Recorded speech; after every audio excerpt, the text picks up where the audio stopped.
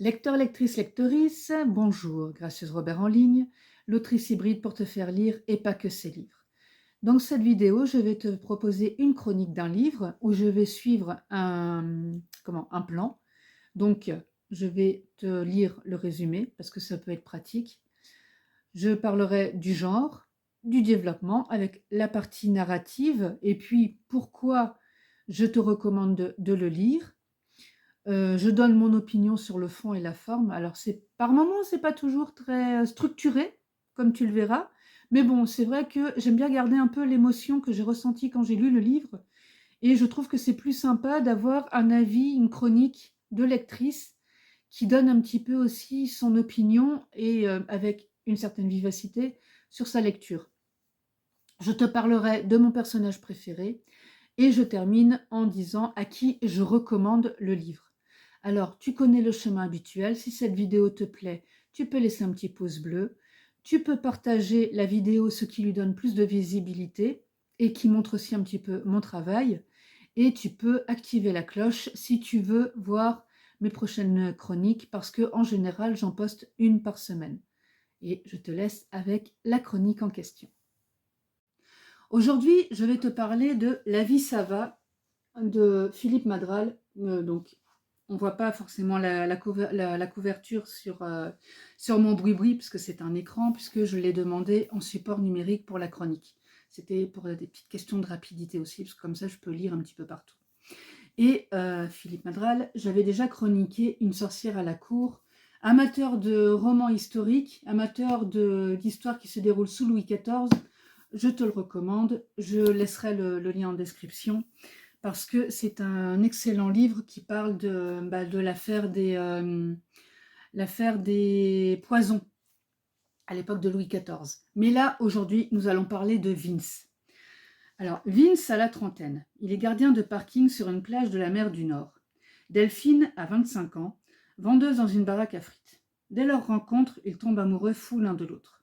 Tous deux vivaient au jour le jour. Ils souhaitent à présent une vie stable, un logement et pourquoi pas un enfant. Encore faudrait-il pour cela sortir de leur vie faite d'expédients. C'est-à-dire que c'est un peu de la vie au jour le jour avec des petits boulots, etc. Un vieil ami de Vince, Jeff, 50 ans, va leur permettre de concrétiser leur projet. VRP en tout genre, baratineur et rêveur impénitent, Jeff place des maisons en kit. Le principe en est simple. L'entreprise fournit le terrain, les murs et le toit, à charge pour l'acheteur de finir lui-même l'intérieur à sa convenance. Propriétaire, comment résister à ce mot?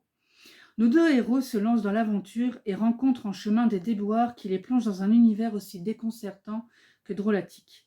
Leur amour parviendra-t-il à triompher de ces obstacles inattendus?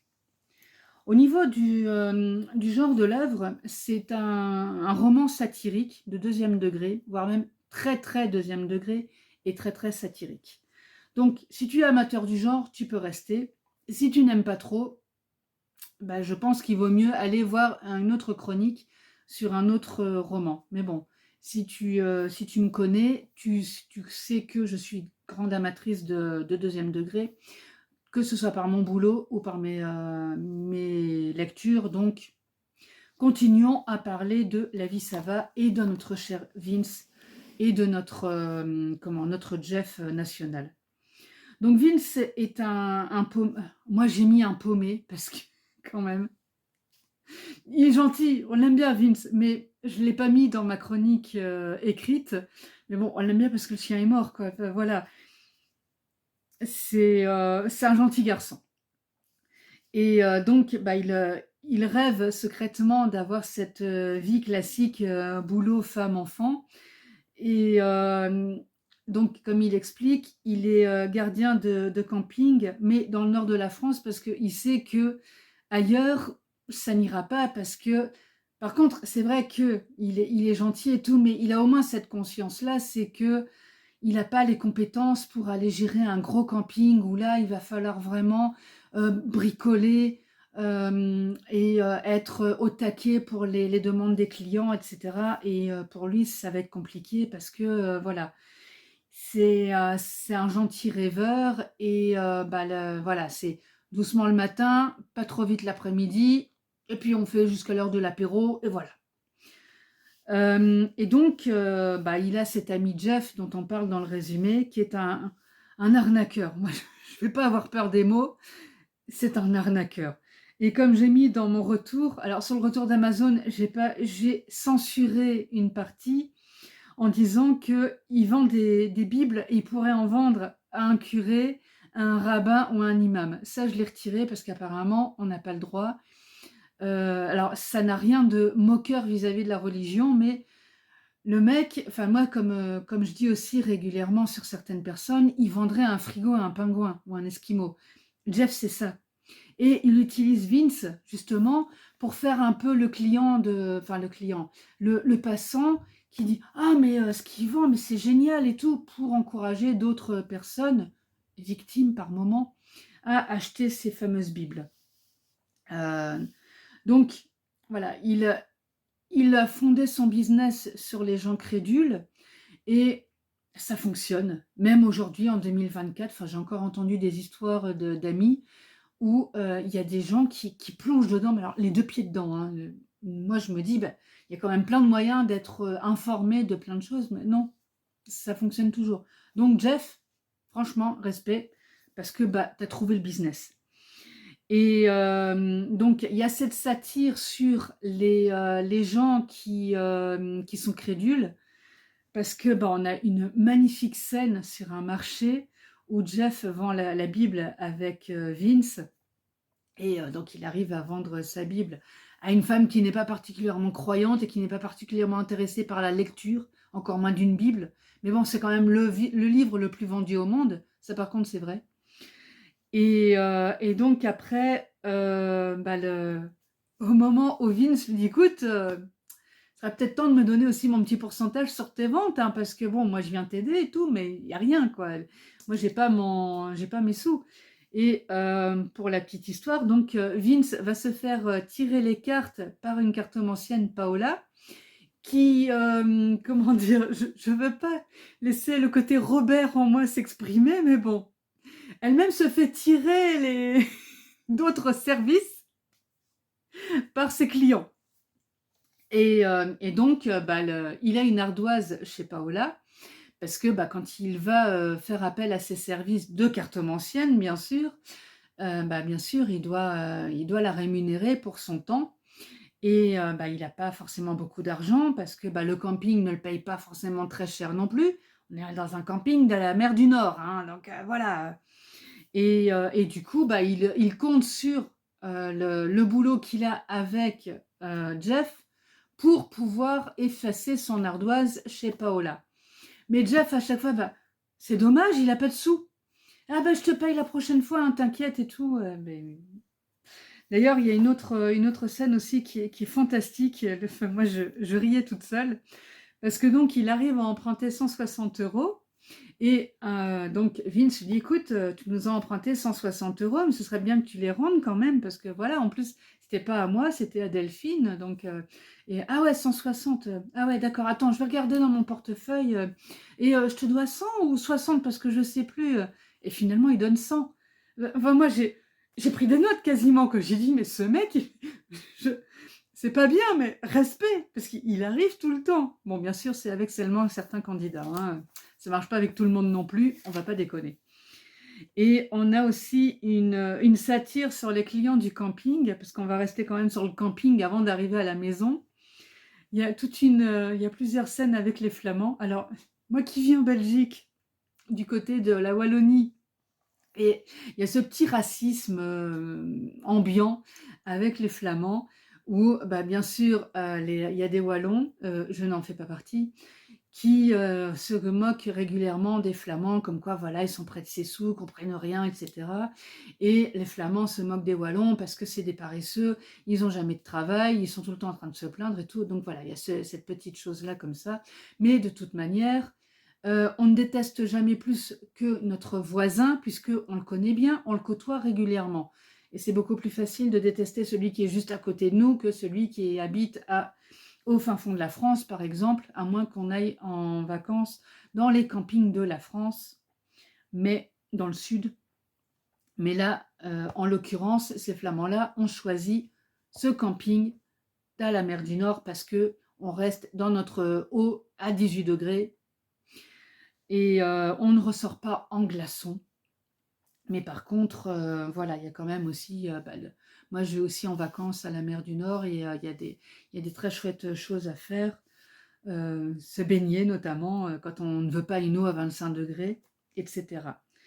Et puis nous avons notre autre personnage que j'ai beaucoup apprécié, enfin moi je l'appelle Monsieur Muscle. D'ailleurs quand j'ai discuté avec Philippe, à un moment je lui ai envoyé un mail pour dire ah bah tiens voilà j'en suis au moment où Monsieur Muscle arrive. Monsieur Muscle il s'appelle Brando. Et alors lui aussi c'est un doux rêveur parce que c'est ça qui est fantastique avec ce roman, c'est qu'on a des rêveurs de partout. On a Vince qui donc est gardien de camping mais qui rêve de devenir taxi. On a Paola, bah elle je pense qui aimerait faire autre chose que tirer les cartes. Delphine qui rêve d'avoir sa petite maison, sa petite vie de famille tranquille. Et Brando qui rêve de devenir Monsieur Univers.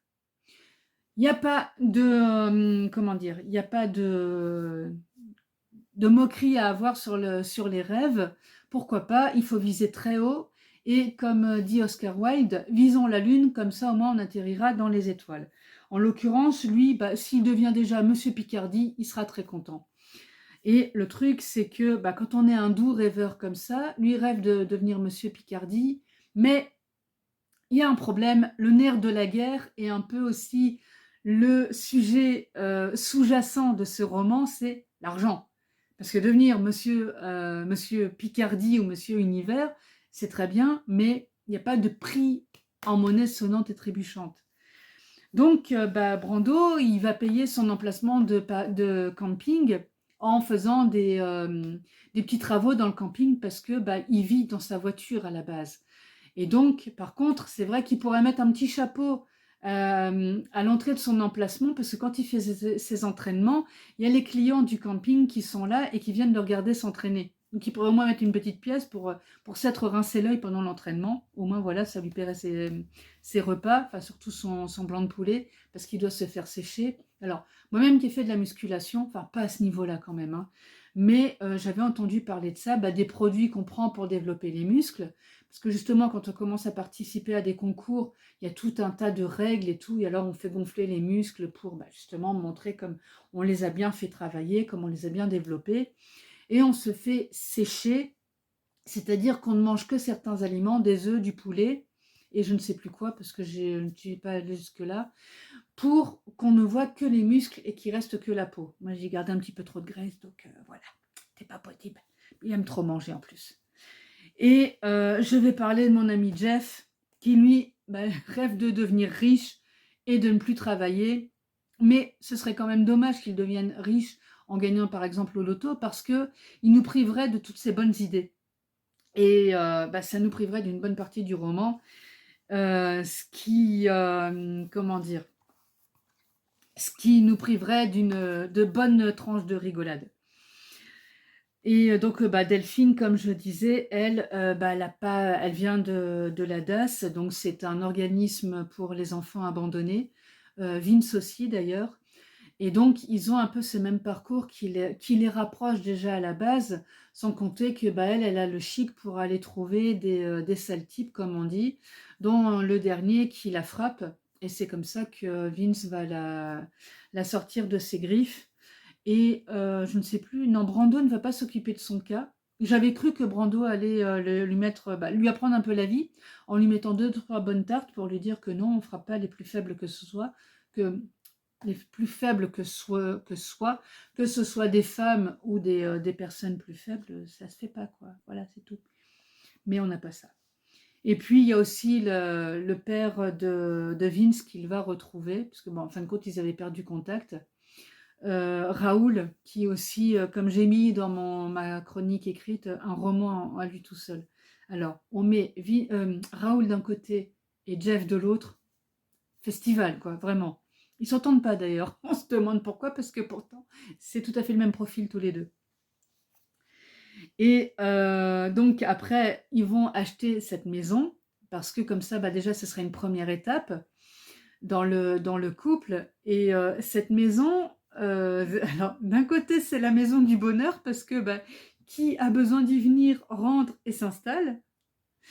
Et d'un autre, c'est un peu l'auberge espagnole, sauf que ils ont oublié que dans le côté auberge espagnole, normalement, chacun ramène quelque chose et chacun ramène à manger. Étant donné que c'est un peu compliqué pour chacun, en vérité, c'est Vince qui ramène la tambouille et c'est Delphine qui la prépare. Voilà.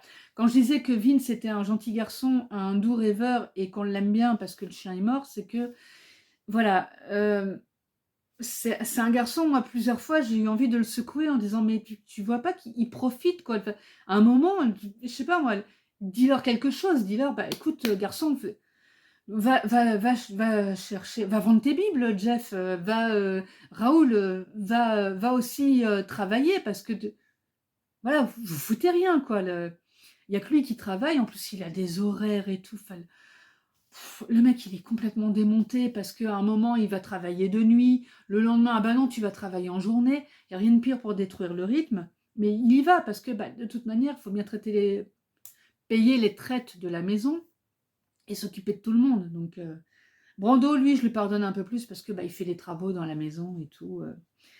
Et donc, on a cette maison de Home en kit.